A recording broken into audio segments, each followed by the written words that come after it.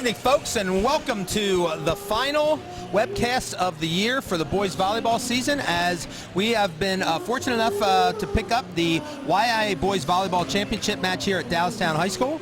I am Tom Hunt. I'm joined by my usual partner, Chad Zimmerman. Chad, how are we doing tonight? Doing well, doing well. And we are here at the championship match that we anticipated last week between the regular season champion Bobcats of Northeastern, and they'll be taking on the Central York Panthers, the defending champions of this tournament, by the way. Let's start with the semifinals, get you updated on that first. Central had a fairly easy time of their match with Dallastown. Unfortunately, well, not fortunately, one of those kind of odd things. They won 3 straight, 17, 16, and 17 with 9 kills from Jeremiah Dadabo and 4 aces, plus Landon Shorts had a good all-around game of 6 kills, 9 assists, 3 aces. And then the 2 setters, Holderrager and Carter Luckenball. I'm sorry, that would be Trevor Holderrager. I forgot about that. His first name, Carter Luckenball. They combined for 33 assists. Not too shabby of a job in 3 sets. Now, Dallastown was a little undermanned tonight. Dallastown was missing the Ward brothers, I believe their name was, if I'm correct, and they had a concert tonight. So, you hate for the team that happens, but you got to totally respect. I know you and I both did when we had our programs, and I encourage everyone to do that. These young men and women are in other extracurricular activities, and you get a one-shot opportunity, and they took it. So, unfortunately, they weren't able to make it, but Dallastown came out, represented themselves relatively well. From what I understand, the scores weren't indicative. They had themselves a nice run, and I'm not quite sure where their season continues. That would be Dallastown? Yeah. Yes, Dallastown does make the district tournament. They made it, I believe, as the 6th or 7th seed. So they'll have a match on Thursday. Right. And I believe it's against Exeter up in Berks County. Yeah, geez, couldn't think of the word, Berks County. Coach felt pretty solid from talking to him last night. He had gone up and scouted Exeter, so he feels like they've got a chance there, and that would put him up against the dreaded Black Knights from Hempfield in the second round. So it'd be interesting to see what happens there. Yeah, it's good that those guys get a little reward. It's kind of one of those wins thing, lose thing when you as your season goes on, that you lose in a county tournament, but you don't, your season's not over. It's kind of one of those anticlimactic deals that the last match of your quote-unquote regular season, as far as in league and that kind of deal, you lose that, and then your season continues on afterwards. So again, as I mentioned Thursday night on our webcast, that referring to Central after they lost in 3 to Northeastern, that, well, I never subscribed to losing was a good thing, but it can be a great motivator. So hopefully Dallastown can take some time and get themselves ready for Thursday. They got tomorrow night's practice, and they can go out and continue to represent the league well. In the other semifinals, Northeastern took on Susquehannock, and they won 3 straight. And if I was a better reporter, folks, I would have those scores, but I'm an idiot. So what I did find out, though, is from the actual score tally sheets for the stats, that Matt Schaefer had 27 assists, and Philip White led the Bobcats with 14 kills, and Reese Devilbiss chipped in 8. And it was a pretty controlled match. We saw the last 2 games of that, and it seemed like Northeastern pretty much just got one little burst early on in each game and kind of took control and cruised from there. Yeah, they gave up a point or 2 in the beginning of the 3rd set in particular. I can think of that Susquehannock took a little bit of an advantage of it. The potential, you get up 2-0. It's very easy to not keep that pedal to the metal and keep on going and finish the job out in immediate fashion and get up 12-0. But or I know, and and anybody else out there that knows the coaching staff of Northeastern, the players of Northeastern, that if they give up 3 or 4 points and they're not up 8-1 by the end of the first service run, that's not good enough, and that's a credit and a tribute to them. But I'm sure they're looking to not repeat that same thing in any of these sets here. Yeah, there's high expectations on both sides of the court here, and I think that probably, I would say right now, that's the the main thing, not just physical talent, but that attitude might be the thing that sets them apart from some of the schools in our league, and definitely throughout the state, because you have to be successful at that high level, you have to have high expectations, and they need to be maintained no matter what's happening. So I think you'll see a lot more of that coming tonight. Now, it'll be interesting to see any kind of adjustments that Central might try to do from Thursday to today, because they've had probably at least 1 or 2 practices, but unfortunately didn't probably have much of a practice. I guess you could have practiced last night to prepare, thinking they have to beat whoever they have in the semis, right. And still, you got to kind of walk that fine line of who do we prepare for. Right, exactly. Spoke to Coach Livingston, and he just said, listen, you know what, Thursday night was Thursday night. It's another opportunity to play a great team. Yes, it didn't go the way we wanted it to. We got some very simple things that we can do to make ourselves better. He alluded to the fact that, Reese kind of did what he wanted to, and as did Philip White, and he said, we just got to find a way to get others involved and or contain them a little bit more. He said that those two matched 3 or 4. He named off a couple of the guys, and that their stats matched 4 of the 3 or 4 of their guys. So got to find a way to get others involved, to make it much more spread out and even, and then also make things more difficult on Northeastern to get it to their big guns. Yeah, but not overly panicked. Right. I think we're going to see a lot of what we saw at this stage when you're playing this high level. I think it's more about some of the smaller things you can do to maybe tweak your kids and maybe anticipate something the opponent's going to do, and then maybe try to see, can we counteract that? So it'll be interesting to see, because I know that Central had some pretty good success with some short serving. Mm-hmm. So I'm sure Matt took them back, worked on receiving short serve, running offense out of that. So I'm guessing you would see a lot more of that again from Central. Absolutely. I'm sure there was a lot of video watching. I don't want to say videotapes worn out, because that would date myself, but it definitely, I'm sure they were watching past matches, whether it be against each other, referring to Thursday night or any other time during the season, and or just other opponents, because I'm sure both these coaching staffs go deep, so they'll forsake a given match at a tournament to be able to scout someone and gain that advantage that you're talking about. And that's where the boys game differs so much more from the girls game. It's a lot more of what we're going to do to counteract what we anticipate you doing, and then of course part of it's an educated guess, or some of it's a guess, but educated nonetheless. They definitely make that adjustments, and then if it's wrong, well, then you've earned that point against us. Now remember, folks, that these webcasts are now being done on the old YouTube.com. So if you want to catch the live stream on there, feel free to tune in. And I believe it would be search for a GameTimePA.com. Maybe even, I wonder if you would get it with Northeastern Central Boys Volleyball, something like that. I mean, this day and age, you can pretty much search it with just about anything anymore. I looked at it today to go back and listen to how ridiculous I sounded sometimes, and I went through the Game Time PA site. So if nothing else, folks, I know you can definitely get it that way. Yep. But again, technology, it shouldn't be that difficult to type into YouTube, and it should come up. I think it's a nice thing. They here at the county meet. What they tend to do is they will announce the entire lineup, the entire roster, and then bring out their starters, which is what they're doing now. So we have Landon Shorts out as a starting hitter. Number 2, Jeremiah Dadabo, the middle hitter right side, who's a college football player. Number 6, Carter. And I think it's kind of funny, these I think Brandon Shorts followed the lead of the non-starters, and usually I think Landon forgot. Oh yeah, we normally do this. That'll definitely be something I have to laugh at him about afterwards. Hey, the best part is his first error is over. Yep. He relaxed a little bit now. And he's smiling about it too. So reminds me of one of my students at school at the best and brightest recognition a couple weeks ago. Went the wrong direction, and my only thought was, she might be the best, but she sure ain't the brightest. But I won't mention the name, and she knows who who she is. I'm not sure she'd be even watching this right now, but that's fine. It's definitely a good time. So I believe those are the same ones that did start on on Tuesday. Yep.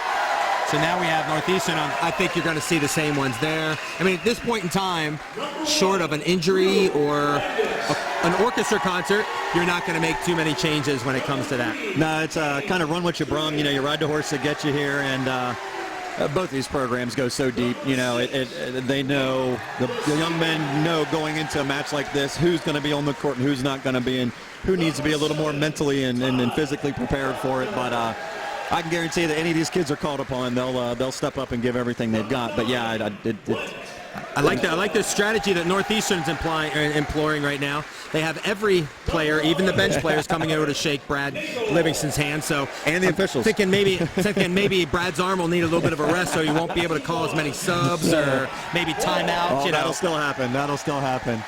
Central does go very deep on its bench, uses a lot of players, and there was a big change. You know, we had that question. Your and I's first match together this year during the webcast was Central, and York Suburban was at Central, and they made a big change after the Bobcat tournament and went from, you know, Landon Shorts, the senior setting, to, you know, better part of the way around to bringing in a sophomore setter, I believe, if I remember correctly, and a junior.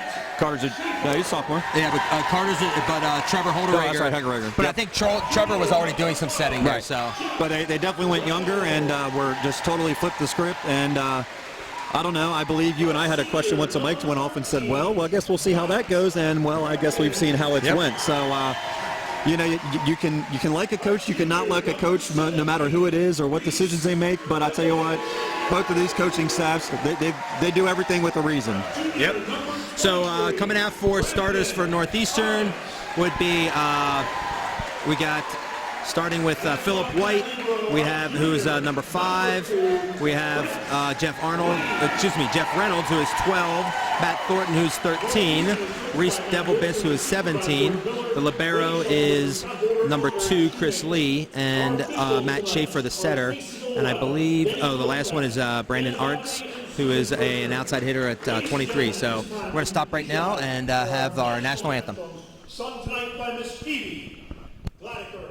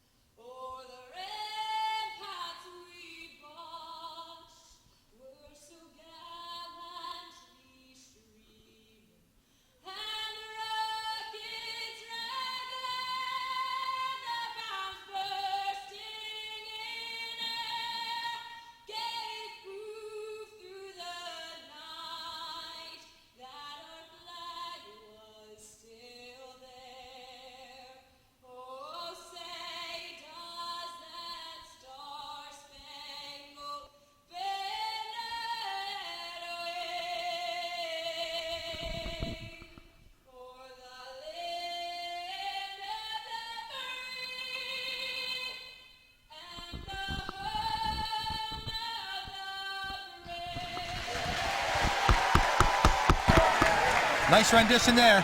Wow. Remember that young lady's name? I like the straightforward singing. We don't need vocal calisthenics. We need that's a good song. It's hard enough to sing. You don't need to add all that other stuff. So Amen that was a fine job by that young lady.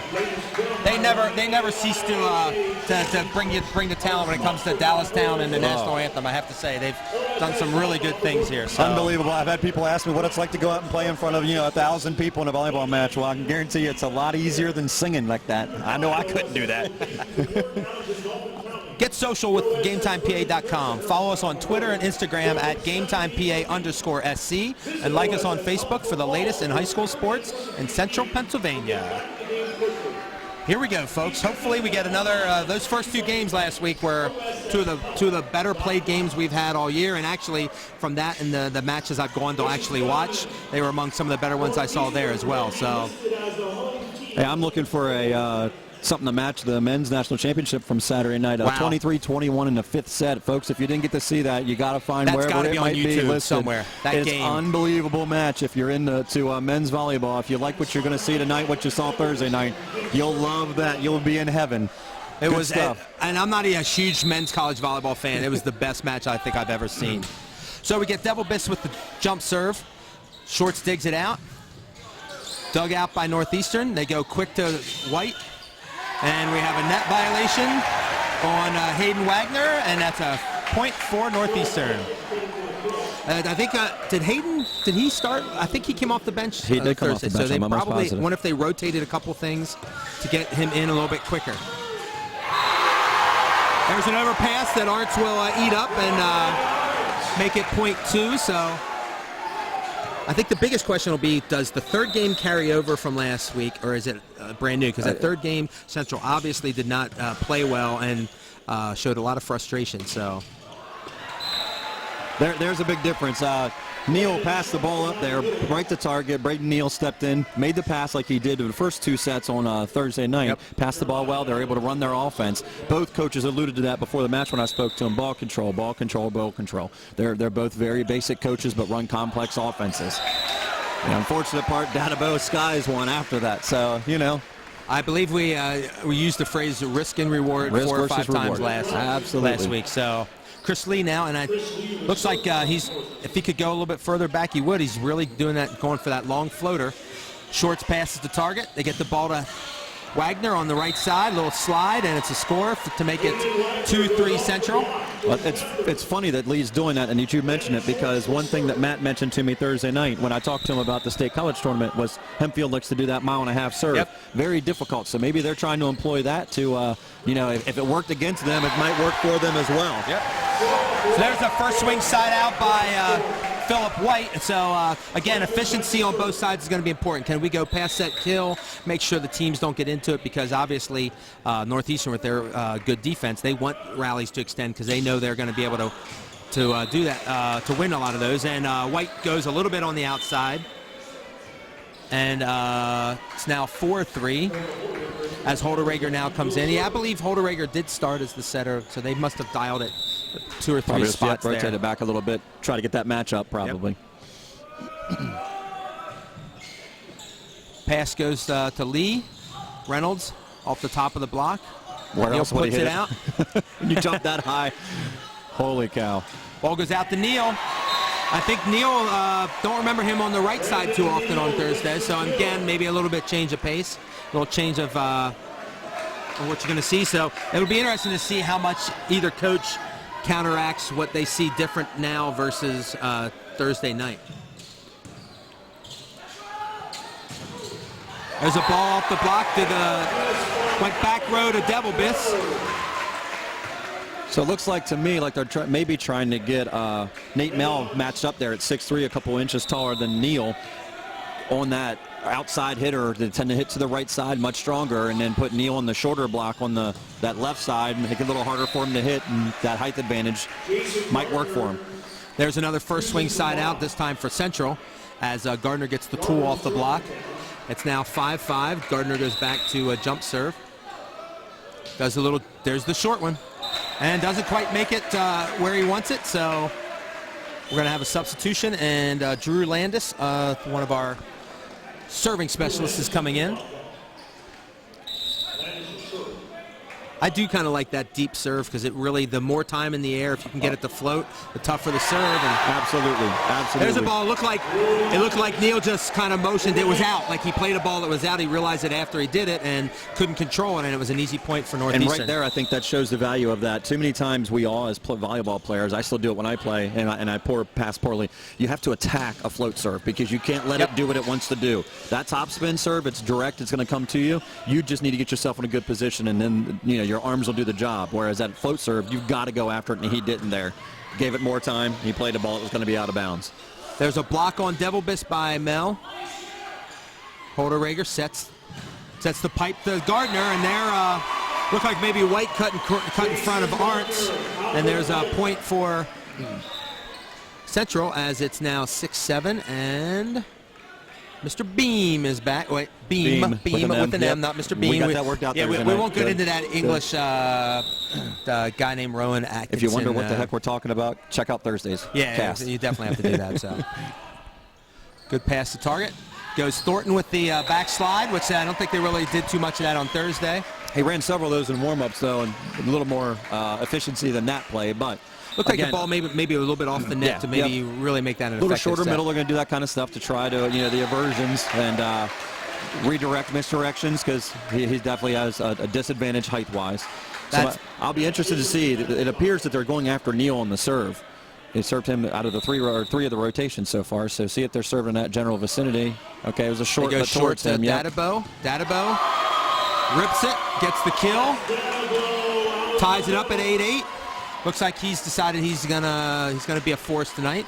Yeah, he waited till about midway through the second set, if I remember correctly, for his I don't remember we using his name too often in the first game.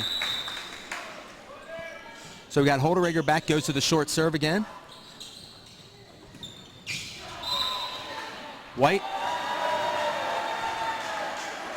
looked like he took a little chop shot, went out of bounds, and just a bit of a delay there, but they did the right thing, right? The officials. Absolutely. By the way, let everybody know who the officials are here, Chad. Stacey Oldweiler is the R1, and Denny Northcraft's the R2. Line judges are Ann Doherty and Susan Kirshner.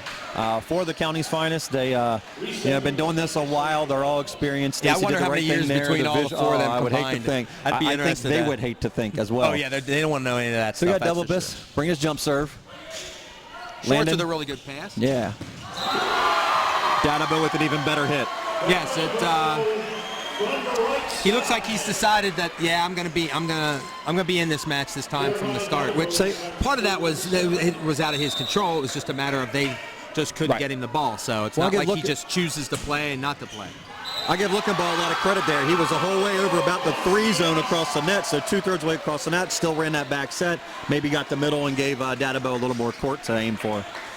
And they're an ace serve, which we're talking, it had to be right on the line, because that sucker was tailing away from Arntz, and it just landed. I'm thinking he's probably, both of his balls have gone that direction. I went down the middle there. Lee with a great pass. And a big block, and there they got the triple up on White, and they were able to put up a little 3-point run here for Central as they've jumped out to a 12-9 lead. Well, I'm guessing through all that video watching, they recognize that White and Devil Biss are on this side of the court in that serve receive. Although they went a little different there. It looked like they were possibly chasing Reese, because they had just set White. Again, the mental part of this game at this point, because the physical, both coaches know is going to be there, but they've now begun the mental chess game back and forth. Northeastern's down 10-12. We'll see how that continues and how each team plays it. It's a big swing serving by White. Neal. And then there's a block back. I think this could get one of those where if we get some close games, if we split games early, we could be here a long time with a lot of emotion being expent. And fortunately, both of these teams do not have to play on Thursday in districts. Yes. So they get the break being top seeds. So they get the ball to Reynolds. Dadabeau gets one arm on it, but it finds the back wall, and it's now tied up 12-12. Little 3-point run right back at you by Northeastern. Well, I'll tell you, Matt Wilson alluded to how smart we run our offense tonight, and there's been Devil Biss opportunities, but not as many, because it looks like the central block is chasing him a little more. So my guess is, like this scenario, they're out of system, but otherwise it looks like they're trying to spread out a little bit more and make Central beat themselves by thinking too much. Now there you saw Schaefer had to take the first ball, so Lee set a back row attack, and looked like Devil Biss just had the shoulders turned a little bit too outside. Yep. Shorts now serving, and in the net, which if you can get him going, he's a big offensive weapon. Even a team like Northeastern with good ball control, they could end up being off the net a little bit more, kind of vanilla their offense a little bit. Well, it looks like, as the same as I mentioned, it looks like Northeastern's going after Neal. It looks like Central's trying to go after Arntz a little bit in serve receive. Now there you saw a really good seam serve from White, where he hit the seam between Gardner and Neal, and there was no communication. Now we always talk on my teams, we always try to talk about seam left, seam right, who's taking the seam and where the ball's going. So if you can put the ball in that seam, now there Lee covers up really well.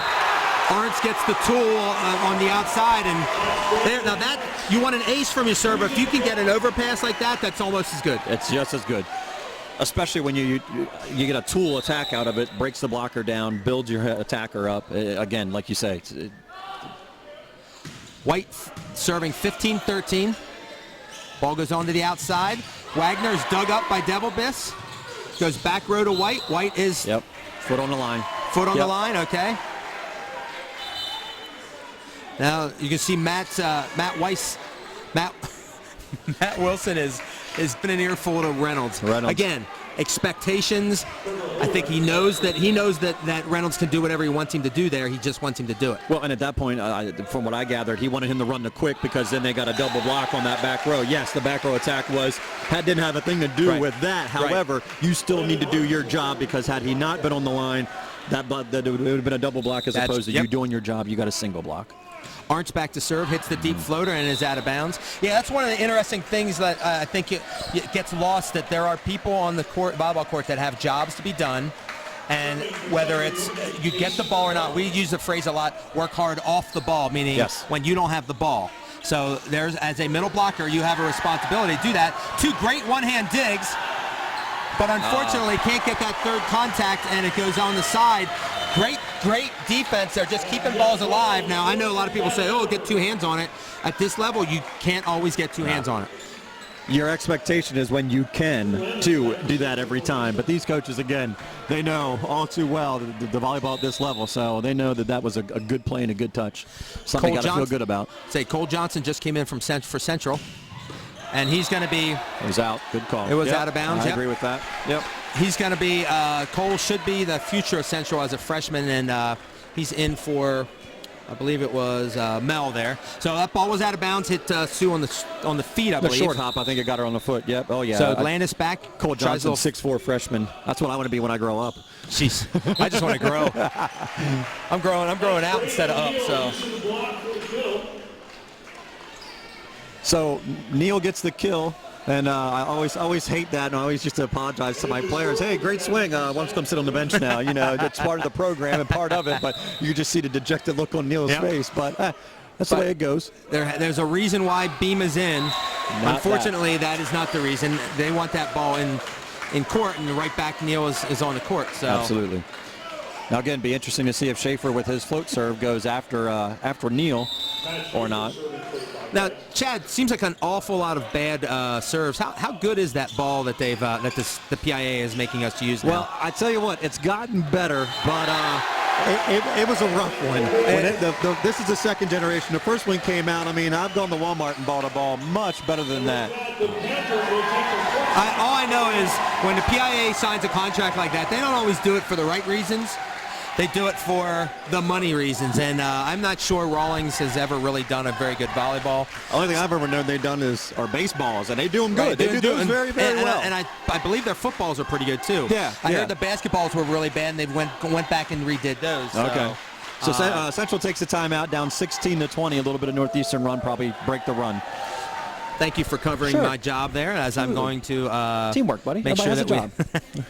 And unfortunately, you're doing mine for me right now. I don't want Matt Wilson to yell at me.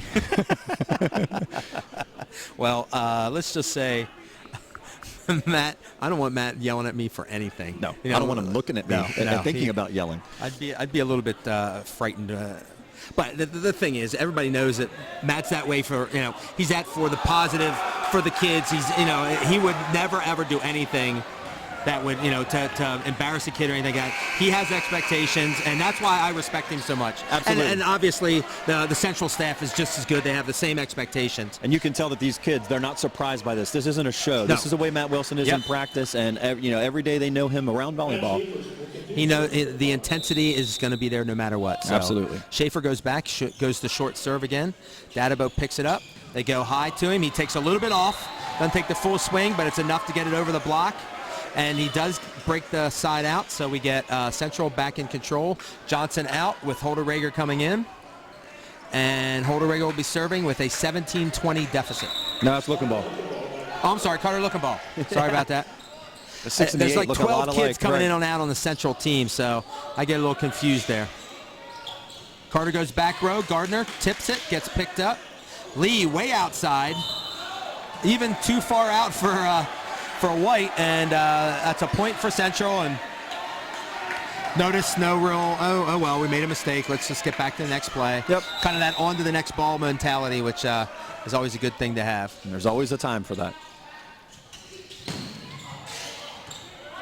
Ball's blocked by Central, slowed up. And there is no touch on that ball. So Stacy is calling it as the net, I believe. Yes. He said it. And it didn't look to me like it was a huge angle. A lot of times you can tell by the angle. Yeah. So I think Brad's getting a little frustrated here. Sure. It's understandable. Absolutely. Devilbus back. Serve. Neal passes. To target. Shorts.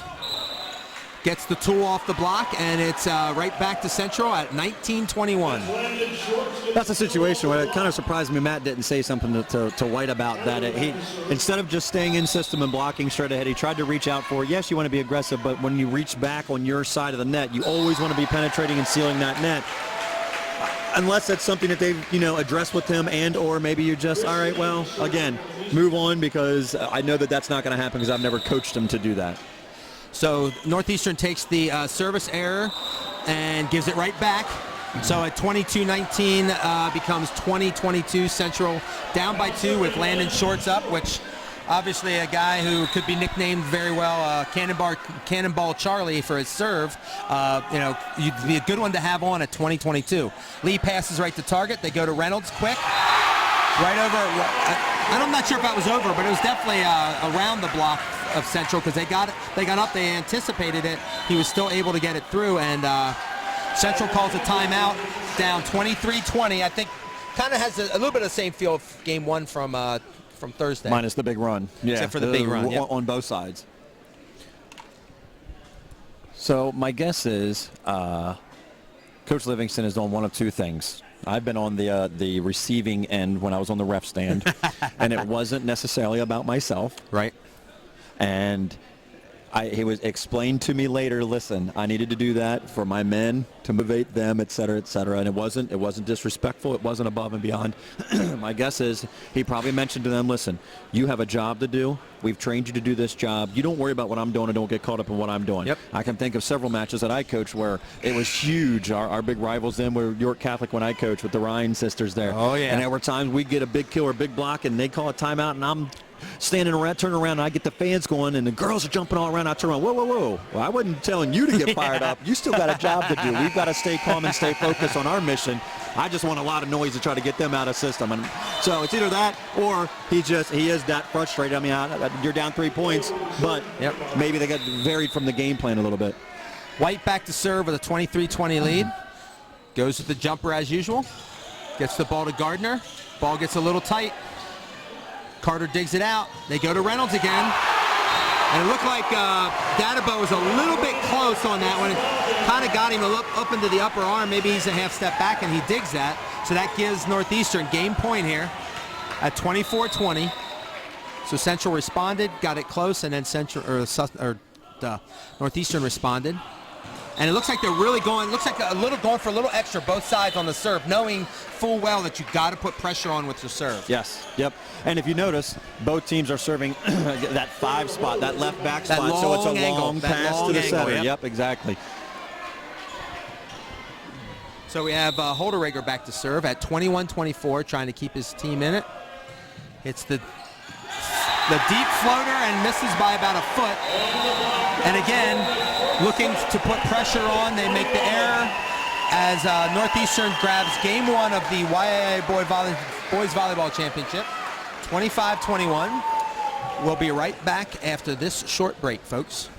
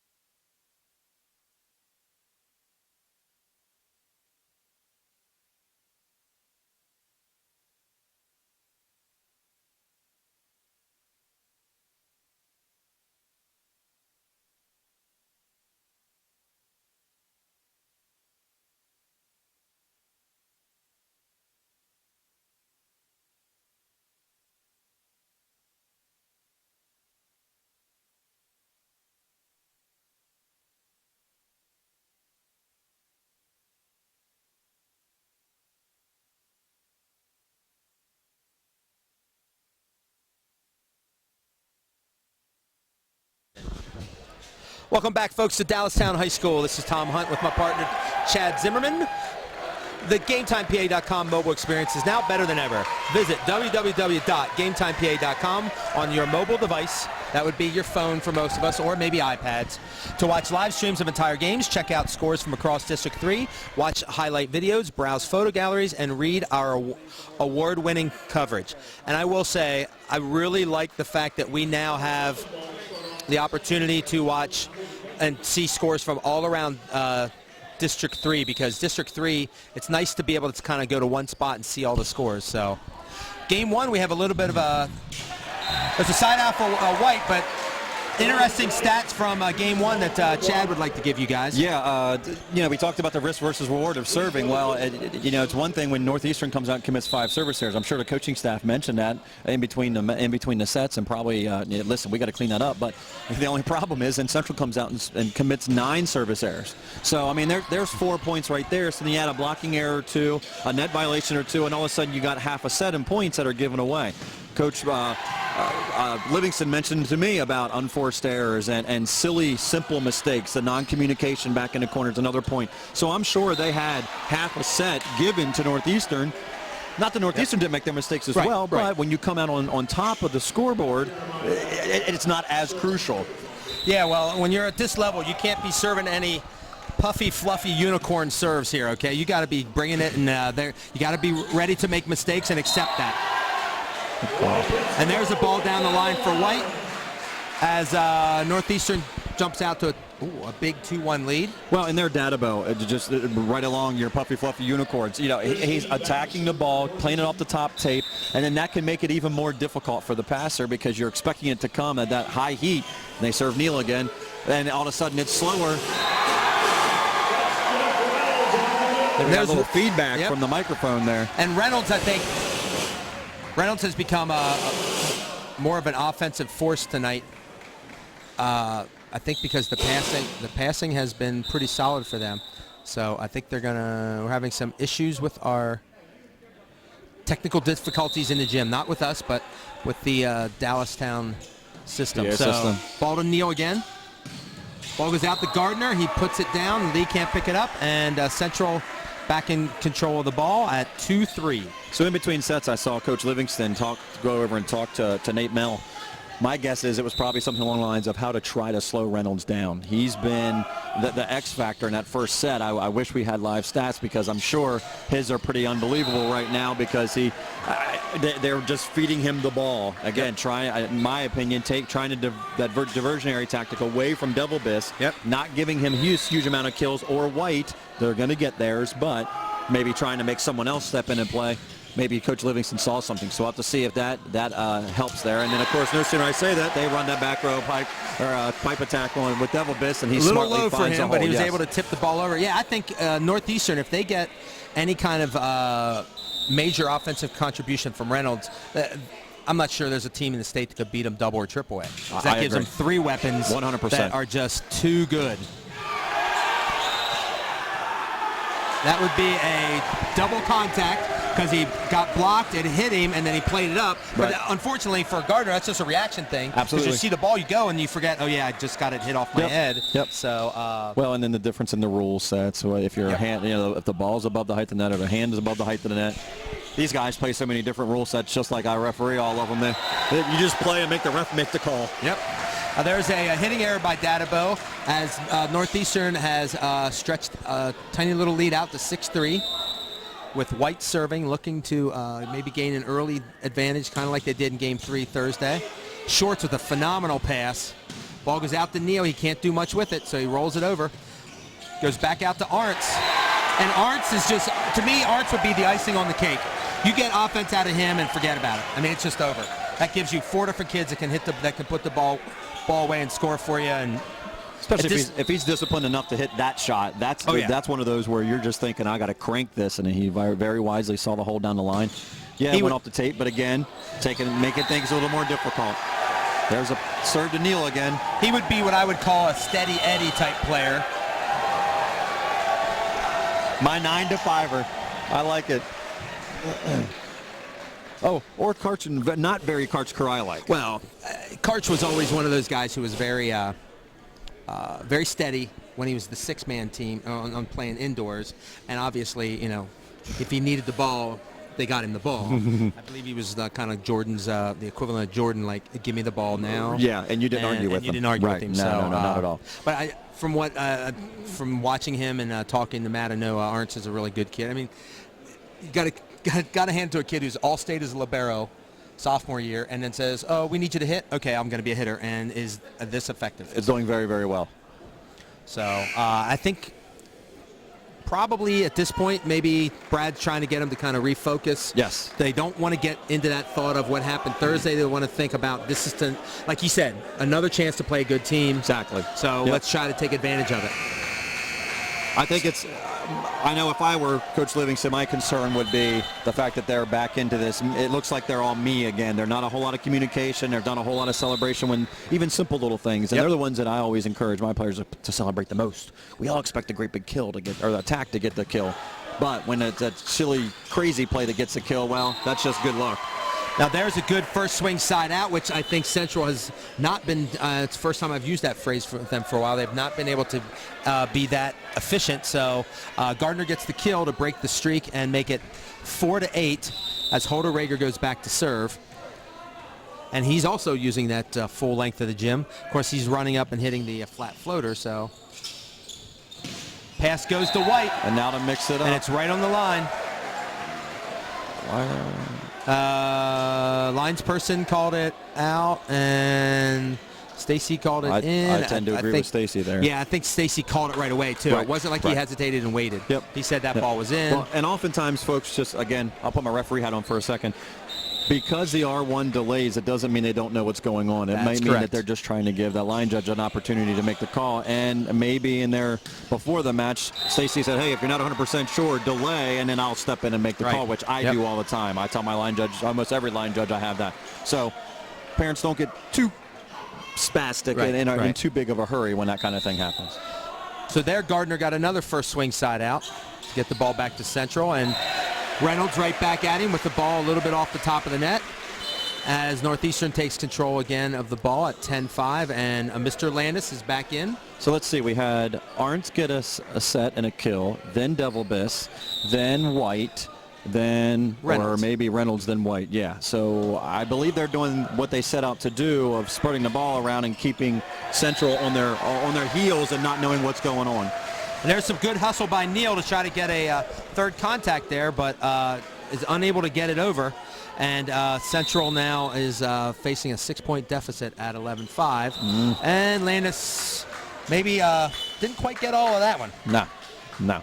Definitely one of those that you think as soon as you hit it, you're like, oh, I knew that was bad, but, what can you do about it after you've hit the ball? That's for sure. I wonder how the ball's, how the inflation is on that ball.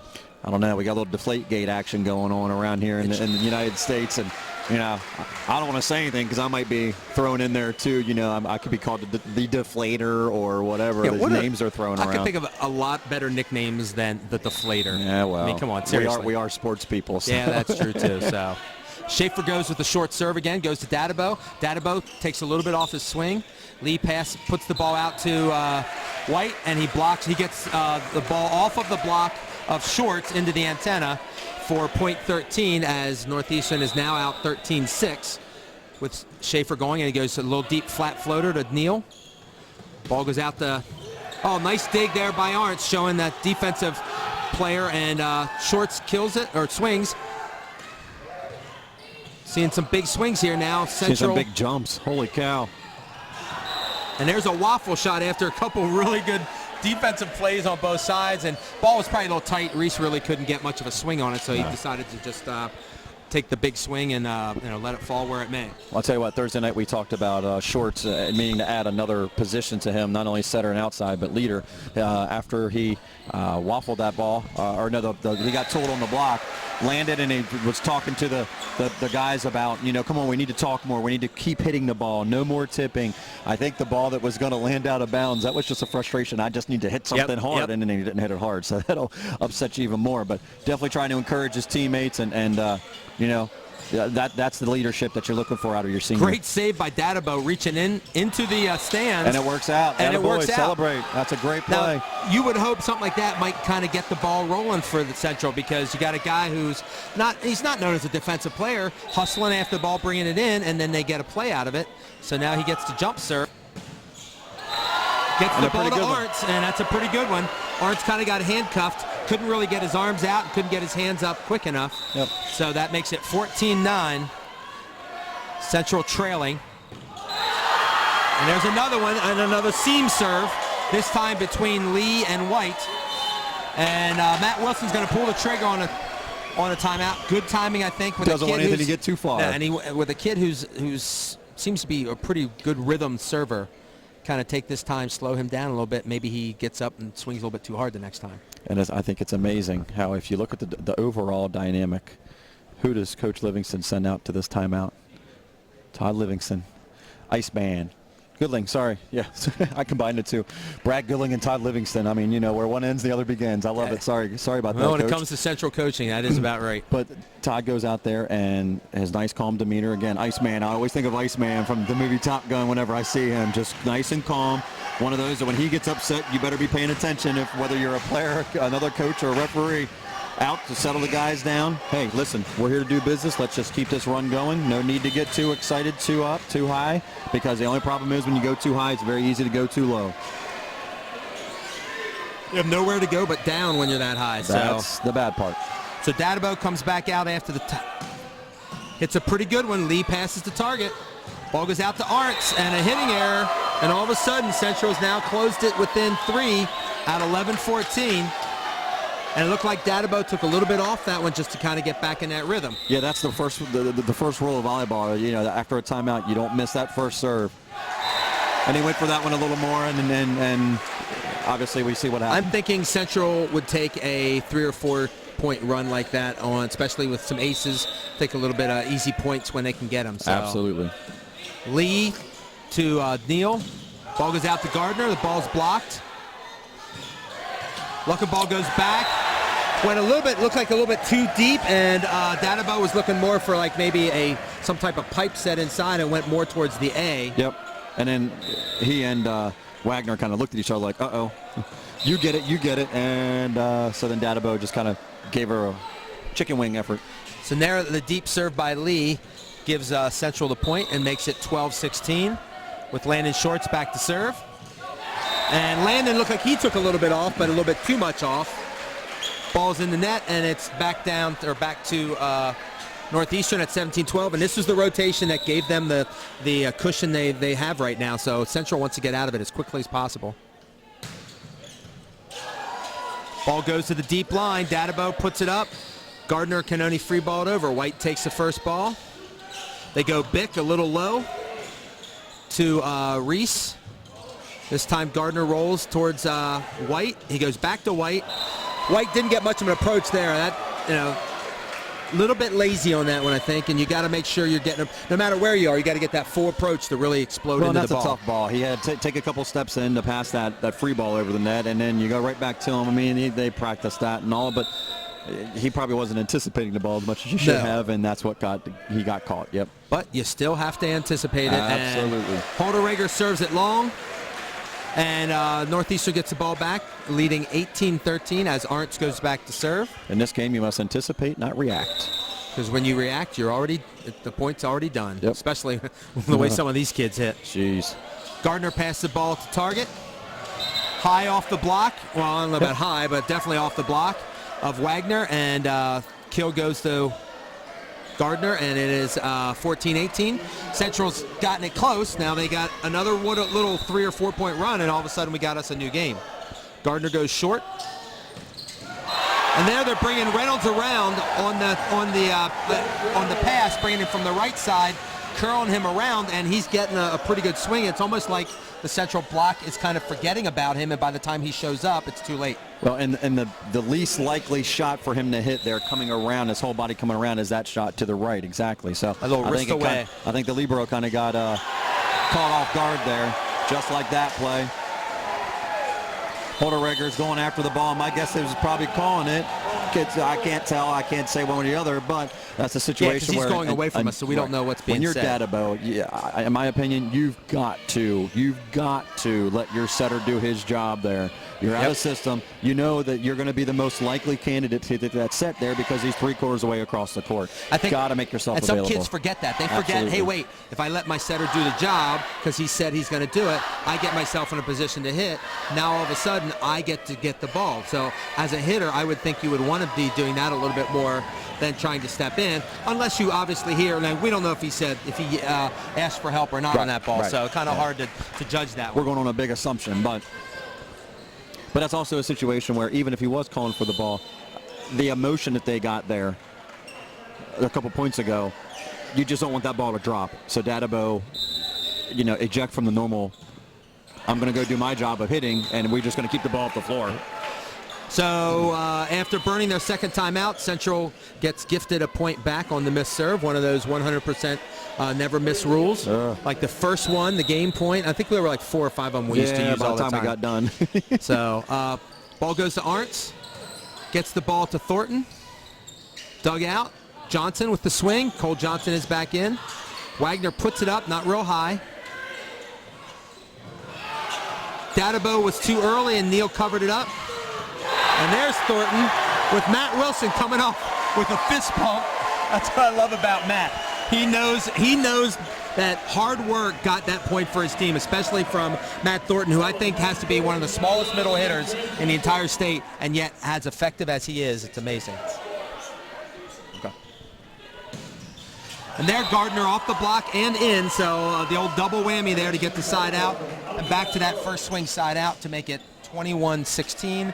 Central now has Carter Luckenball coming back in to serve, and he's down 5. Short little run would be nice to get this game a little closer. He goes short floater.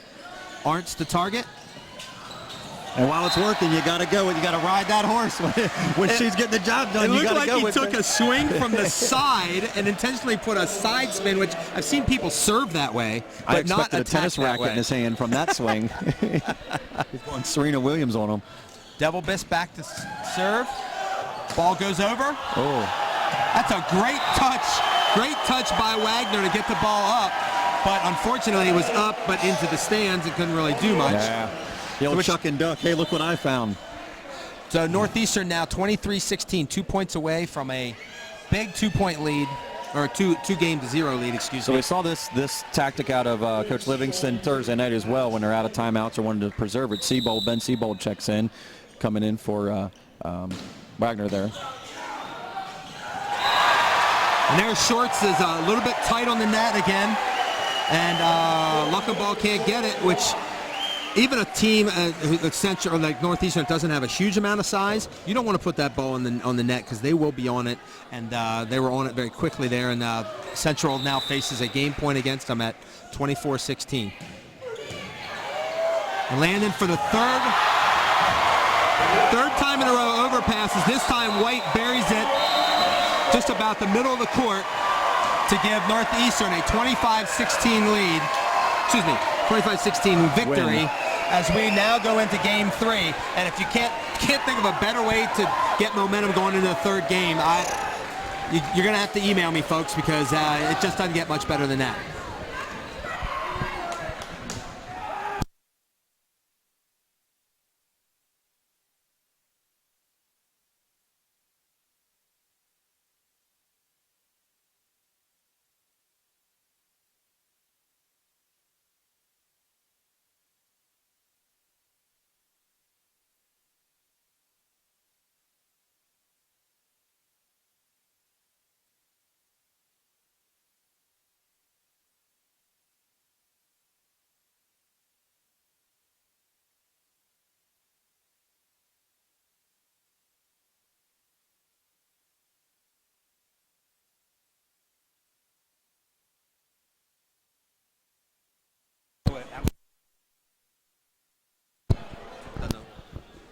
Hello, folks. Welcome back to Central Northeastern Volleyball Boys Championship at Dallastown High School. This is Tom Hunt. I'm here with my partner, Chad Zimmerman.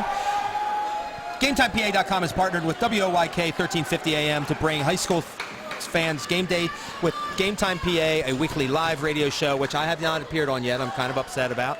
Airs from 4 to 6 every Thursday. Fans can listen live on WYK or watch it live on GameTimePA.com. And folks, we've talked about these big matches bringing out the famous volleyball people around the county. And we're joined right now by a friend and I'd say pretty accomplished coach for as young as he is. We have Jason Leppo from DeLone Catholic here with us. Jason, how are we doing tonight? I'm doing well. Thanks for having me on, Tom. Give me quick. I know you don't get to see a lot of boys volleyball, but you were able to see these guys Thursday. Now you get a chance to see. What do you like about either of these teams, just as an aficionado of volleyball?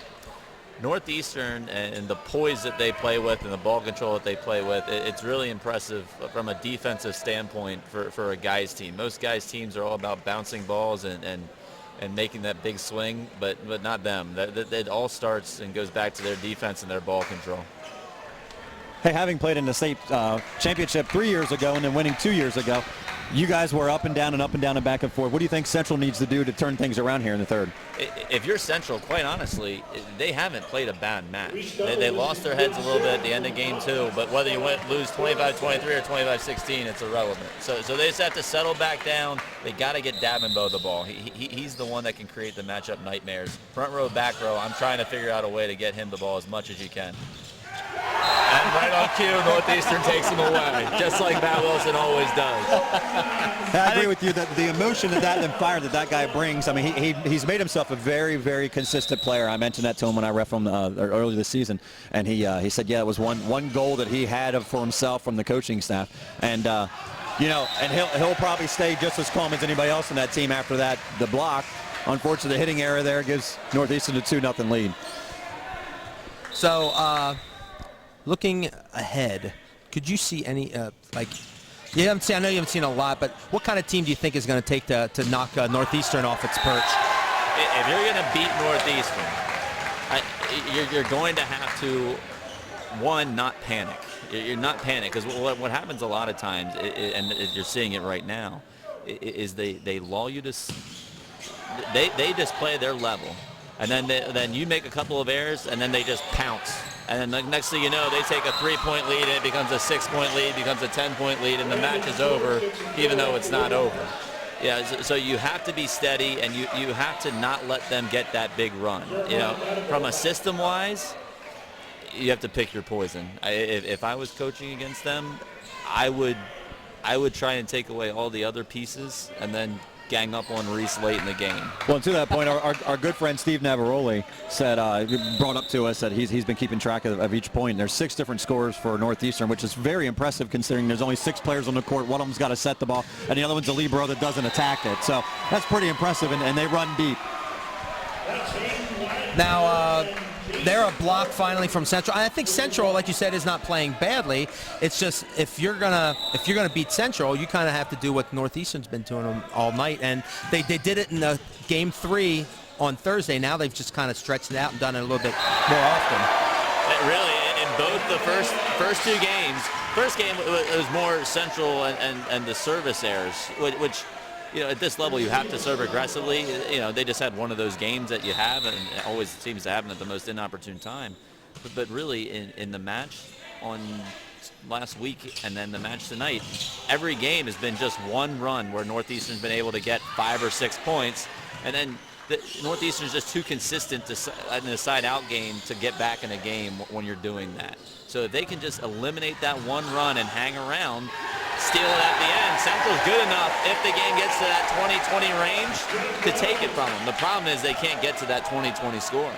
And they did. They were able to do it a couple times last Thursday, but they got there, and it was almost like Northeastern just said, oh, wait, we're going to take this game right now, and they made 2 or 3 plays.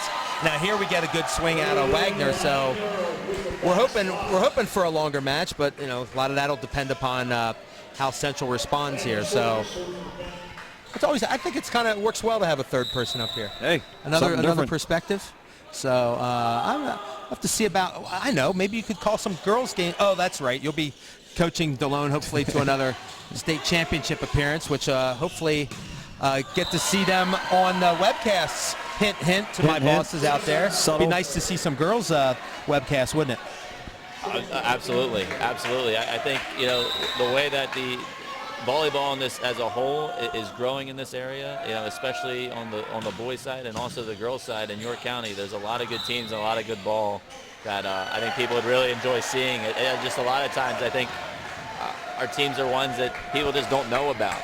It's football season. A lot of other things are going on, but it's there's a lot of good volleyball being played in our area. Well, since we've expanded to lacrosse this spring and we've gotten wrestling in and basketball and football, I think it's a natural progression to slip a couple girls games in there, and I'm always available to talk because I can always talk volleyball. That's never an issue. As Chad and Jason both know, you get me started with volleyball and we could go for quite a long time. So Northeastern now 6-5 up. White back to serve. There's a big swing by Wagner, but it gets probably too far under the ball a little bit and gets the point to give Northeastern a 7-5 lead. This has been a good rotation for for Northeastern. And again, part of it is the serving, and a rare, simple error by Northeastern there. The blockers pulling their hands back and not quite holding their position as long. Halterigger back to serve, down 6-7. And floater to Arntz, digs it out, or passed it up. I say the word dig. There's a very efficient ball there by White. That's something that you got to like from Northeastern, the old first swing side out and pass that kill. How much do you try to get your girls to work on that kind of thing? That's the biggest thing in with the rally scoring. If you can side out, you advantage you. So that first swing side out, don't even give a team a chance to get a dig or get into a rally. End it as quickly as you can. And here we're seeing a nice long rally that Gardner finishes off with a swing. And again, the more you can be efficient and the longer the points go, I think most of the time, the longer the points go, it's to the Northeastern's advantage. In that case, Central actually won one that went back and forth a little bit. So I think this is a situation, especially I now have the advantage of seeing that ace. Lack of communication ace. I would not be surprised if Matt Wilson doesn't call a timeout here and try to get his men refocused, because he mentioned that to me, that we like to take these little lulls sometimes, and they are off the hook there. But that kind of surprised me he didn't go ahead and take that timeout and burn one pretty quickly, unless he's really seriously anticipating this is going to be a long run. I have a feeling if that next ball would have dropped in without anything happening, there would have been a timeout, and a little bit of communication would have been happening in that Bobcat huddle. So yeah. Landis serves the ball in the net. Not what you want when it's a 9-8 score. And Neal back to serve, which I have to comment. I've been holding on to my tongue, folks, but Neal has what appears to be the smallest little ponytail on the top of his head that I've ever seen. Like, I know I have no hair, but I would almost rather have no hair. And it kind of surprises me that his father, knowing his father as well as we do. Yeah, but I think Brad, it seems like Brad's a pretty good guy. Yeah, and he knows I'm sure his son's a good kid, and he likes to do something different. And, hey, I had a girl in class, I noticed 2 days ago, hair is purple, and I mean purple. Oh, wow. And I was just like, wow. And then I thought, wait, it's prom. Did you get a dress to match your hair? And she said, I'm not going to prom. Oh. Kind of felt bad because she was a junior, and she's a nice kid, and I think she deserves to be at the prom if she wants to go.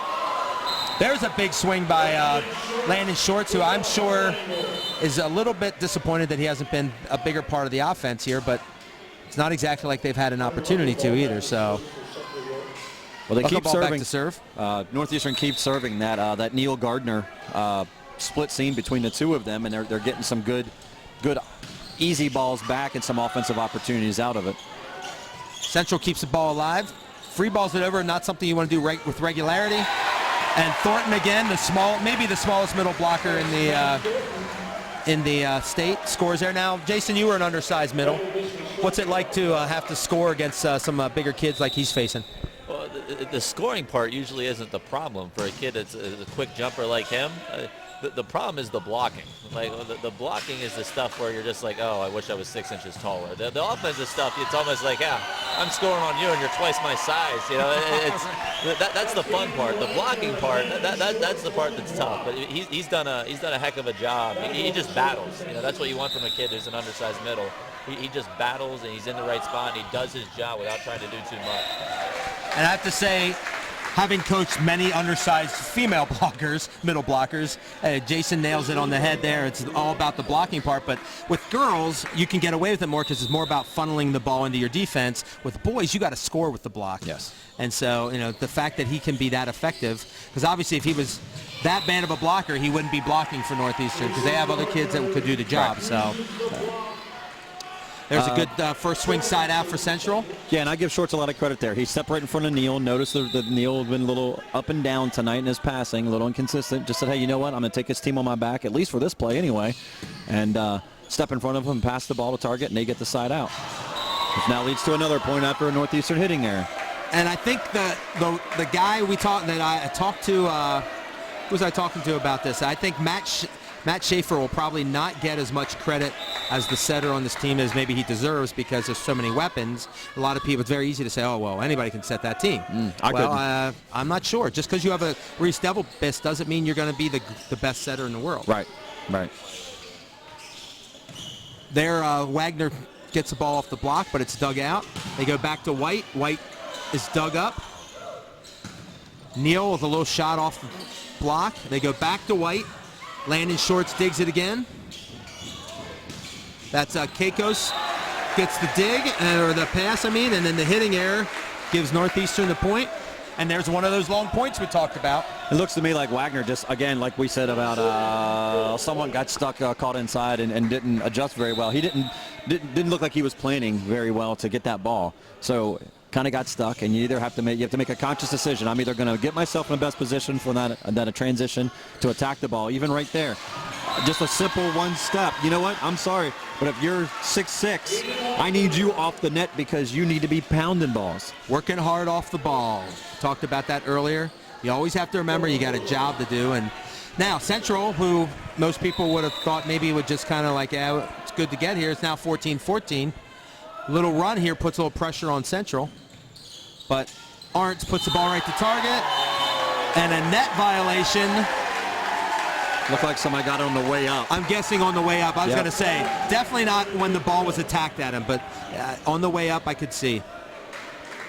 Which is unfortunate because they had him dead to rights. Absolutely. That was going to be a stuff block and an easy point. That was a great read. And hey, while you're doing your talks, I'm going to do my little talk. Why can't we all just get together and play the same rules? I don't care who's right or wrong or whatever. Let's just get the same rules because these guys aren't used to that. I mean, they are through the high school season, but that's not a net violation anywhere else in the world. I got a problem with that. That's just such a pain. And I'm not saying that the PIAA is wrong or that the Federation actually is who that comes from, National Federation of High School Sports. But let's just pick something and go with it. There's a huge swing off the block. Lee takes the ball off the and the ball is out of bounds. Reese didn't look like he had a very good angle on that one. Well, I tell you what, that's not a bad option because it looked like to me from, again, we're looking at it from 10 feet off the net, but and then the whole way across the court, but it looked like there was a block solidly to his angle, so he kind of had to take it down line, and when he was under it that much, he couldn't get a good attack on it. There's a nice shoot set out to Devilbist, who I think the one thing I like about Devilbist the most is you never can tell what's happening on the scoreboard by watching his face. Matt Wilson, midway through the point, was there going with his hand. Come on, let's go, let's go. And, I think of a Beastie Boys song, you got to fight for your right to party. And these boys just weren't working hard enough. Matt trying to get them going. Reminds me of a drill that Jason likes to run where he times the game and the kids have X amount of a time. I mean, it's all kind of a tempo thing, right? You want your kids playing at a quicker pace, and obviously that's what Matt wants right now. Oh, yeah, and quite honestly, that's something I picked up from Coach and when watching him, and it's always about the pace of play. And it's in a game like this, it's a 2-3 point game. What he wants them to do right now is just keep going at their pace, keep going a little bit faster than Central is capable of handling right now, and then that's when that 2-3 point lead becomes 4, 5, 6, and then, as we talked about earlier, that's when Northeastern knows that they've got you. So these next couple points, he's going to try to have them push and take this lead from 18-16 to 19-16, 20-16, and that's when Central's really in a whole lot of trouble. Central and Not Rally did a great job of battling. This is what Central just needs to do right now, is just hang tough and keep finding ways to side out. Just keep swimming. And unfortunately then, you follow up with a service error. Now, I will say, most of the service errors have been long, so I feel that they're at least putting the pressure on the team to make that decision. I think all of us hate the serve in the middle of the net because all that other team has to do is just say, thank you very much, and rotate. And then Schaefer gives it right back to him. Felt bad for that. Said, here, we'll give you the ball back anyway. We want this to be closer. The fans paid good money to come see this, and we'll let you see another play, make the score a little tighter, a little closer. So we got Luckenball back to serve, 18-19 Central down. There it goes is, with the going short after floater Arntz again. They go quick, and that's got to be what Matt Wilson is really happy about, the fact that they're running a quick ball out of that short serve, and with a short middle. With a short middle, and it's really Central may want to go away from that a little bit because it's really not effective right now. So Devilbus goes back to serve with a 20-18 lead. Ball goes to target off the pass. There's Shorts. Tell you folks, you can't fake the funk when a swing like that ends up on the scoreboard. So that makes it 19-20 Central serving. But again, Northeastern's working that Neil Gardner matchup, and yes, it worked out well, but both guys are falling over top of each other to get that pass to target. Got to figure something out there. That's definitely something to look into. I think if it didn't hit the ceiling, it had to be pretty close off that pass from Lee. That ball was way high. Matt Wilson just checking with Denny to see that he has 2 timeouts. Again, Dadabo on the line. He used it the last time to help himself out. See if he works this 5 zone, going after Arntz again. Easily find, yep. Goes after him. And there's the waffle shot to give Central a 21-20 lead. It looked like Devilbus was like, oh, don't worry about it. Don't call a timeout. Like, don't worry about it because I made that mistake. But no, actually, he was apologizing for grabbing the net. Well, you know what? You're probably right. Because Matt Wilson is one of those that will we grab both agree you don't want to tick off Matt Wilson. Right. I'm assuming you'd be in that same category. You played for Matt for Keystone, didn't you? Yeah. I remember. I've been in that huddle when you take him off. That's not a good place to be. You trust me. You don't want to be you'd rather be in any place in the world than a Matt Wilson huddle when he's mad at you specifically. You specifically, right? So, yeah. But I tell you, this has been a good rotation for Central the last couple of times too, with Dadabo on the service line. The only time that they've been able to really get out of it is when he's missed this serve. Well, they take the big on this timeout, and Central really got away with one there. Reese had no block, even though it's a back row attack. Yep. That's not a ball he's going to hit out of bounds very often. This is Central's chance here to really steal this one and make it an interesting match. I know if that happens, I don't want to be on the floor if Devilbus doesn't have a block in front, or anyone in the same zip code. That's why I was glad I was in line with him and I was up here. And there's another good serve. Definitely hit the ceiling. That Lee is unable to handle. They got to free ball it over. So Central looking to try to get a big swing, and they got it out of Wagner, but I believe that was Thornton, right? Thornton got that most of that. I mean, obviously White helps out, but it looked like Thornton got most of that. So the 6'5" kid, or the 6'4" player gets blocked by, what would you say Thornton is? Oh, 6 foot probably. I was going to say more like 5'11". Okay. Something like that. So there Wagner gets blocked, but Dadabo digs it up. They go back row and makes up for it. Devilbus makes up for it. A little bit of a chop shot. That it looks like he's not sure if he's running a true back row or a bic. And now all of a sudden the ball's in between, and Central calls a timeout. Now instead of being tied 20-20, they're now find themselves down 21-22. Well, I'll tell you, it's funny because if you think about it and look at it in the right way, yes, he'll get credit as he should later on, but we talked about the roles that everybody has to play. Reynolds ran that quick ball, held the block, which then made a much bigger hole for Reese to find that shot. That's the kind of stuff you need to look to do. Again, I spoke about it Thursday night. Young men and women that are out there learning and playing this game. Do what your job is. Everyone else around you will follow you. If you do what you need to do, it makes their job easier. And then, conversely, they should be doing what they need to do. It should make your job easier. I guarantee you Matt Wilson will say something to Reds about that, whether it's tonight, tomorrow, sometime after watching the video.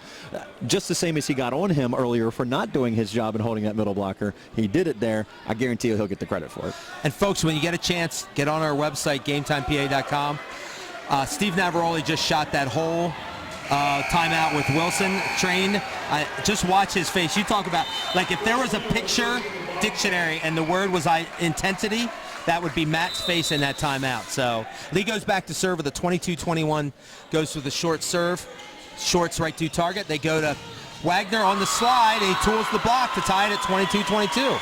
Nice to see him come back to him after getting blocked the last swing, and he gets the kill to tie it up at 22. Landon back to serve. This would be a good time for him to unload on one of his really good top spins. It looks like he's going to. Well, got a little bit out in front of it, I think, but he got almost the overpass like Reese was able to get in the last game, and he gets 23-22. And Matt Wilson calling a timeout again. I think he's not even sitting them down. This is probably more of a, hey, look, all we got to do is this, this, or this. And I will tell you this. Jason might have had him as a coach in the Keystone games. I actually coached Matt in Keystone games, and I will tell you this. That fire and intensity has been there from the time probably the kid could walk. Because when I had him as a junior in high school, he was fiery and just wanted to do everything at full speed and just to the best of his ability. I think that's carried over here. And obviously, when you build a program, he took a program that was good and actually made it better, which is sometimes more difficult. Harder, yes. To take a great program and make it that much better is pretty impressive. So, because if you consistently lose by 10, 12 points in a given situation, it's a lot harder to make up those last 2 when you get to losing by 2 all the time than it is to make up that 10 to get to that 2 difference. So we got short serving at 23-22. I'm guessing he's not going short serve, though. Did not. Double Biss passes the ball to target. White takes cross court, but Landon Shorts gets it. Landon takes a little off. Reese, gets knocked over accidentally there. And he's the setter. He goes out to Wagner, and another big block now. Bigger block on that one between Reynolds and White. And we got a 23-23 game here, folks. You know what, again, Game to two. I allude to everybody doing their job, but I think Wagner just needs to work a little harder to get up the net there. Again, you're 6'6". You're going to get to the ball. If they set you too tight, you'll find a way to get to that ball. I know I've been there, and I'm a lot older and shorter and slower and all that stuff than he is. That's just something that I think that needs to be focused on, especially that young man's only a junior. They still got another year with him. I would be pounding him to death. And you know what? It's easy to say from up here. Maybe they do every day, and he's getting better. But that, to me, just seems to be the difference. From when we saw him the Suburban match to now, he's definitely gotten better. So one of the things I saw there I like is Todd Goodling took Landon aside and talked individually. Chad and I used to do that a lot. Jason, you get to do that because you got some good kids, some good coaches as well. You know, you kind of, one of the advantages of surrounding yourself with good coaches like both of these guys have is you can do a lot of coaching. Oh, yeah, absolutely. You know, both of these staffs, and I'm fortunate enough to have the same situation at Delone. When you have people that know the system and that you trust, you know, you can either take the huddle, you can have someone else take the huddle, and you know they're in good hands and they're hearing the same message, you know, what needs to get done. White with a jumper that Gardner passes to target. Ball is dug out by Arntz. Then a little bit of an off-speed back row swing. He goes back to an odd kind of angle there, but Wagner's able to get a swing out of it. Neal's chop shot down. Ball goes out. Arntz. And a net violation on Central gives Northeastern match point at 24-23. Was that ball going to be in? Looked like they were calling it in. So from me, it looked like it might have been out, but I didn't know. And here comes the substitution again. Brad to slow down the game. Going to bring in Cole Johnson in for Wagner. And this is not because of anything Wagner's done, just trying to slow things down. Yep. It's one of those things that you do in volleyball. You try anything. Yep. So we got White serving at match point, 24-23. See if he takes any off or... No, not too bad. About the same. Good pass by Shorts. Wagner, and the guys jumping all over the place to make the play. Ball goes back out, and Gardner tries to go off the block, but he goes over the block as the hitting error gives Northeastern the game at 25-23 and gives Northeastern a county championship. The only thing I think they didn't win last year was the county championship tournament because of the fact that Central was so good. I mean, they did win a AAA state championship there. Well, I think, again, as we said Thursday night, I think both teams have things they can work on. Central, again, to set the serving errors. I'm going to guess they'll try to cut that down a little bit before they play, Monday night, I guess. And they're by no means missing a whole lot. Couple little key plays here or there. Again, cut those service errors down. And I know, folks, you're probably tired of us talking about the service errors, but the problem is these guys work so hard to earn that right to serve that ball, and then you serve it out of bounds just on the very first try. It's so deflating, and then over and over and over again, it's almost impossible to deal with and stay up.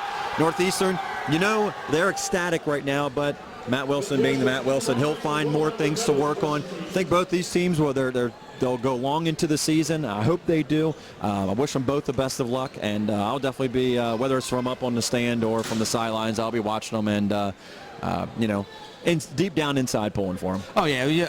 At this point now, I think you can honestly say it's all about York County. And if you ask the Northeastern kids, they'd want Central York to win a state championship, and Central kids would probably say the Northeastern, because they want to kind of represent as much as they can. And after last year's historic season, they've certainly set a high bar for each other when it comes to this postseason. And just keep an eye on GameTimePA.com. I know we'll be doing a pretty good job of covering this stuff. We can't get out to every match, but we sure do. I think we do a pretty good job with volleyball, knowing full well that it is one of our better sports. So absolutely. Jason, thank you for coming up. We appreciate the conversation and insight. Oh, thanks for having me.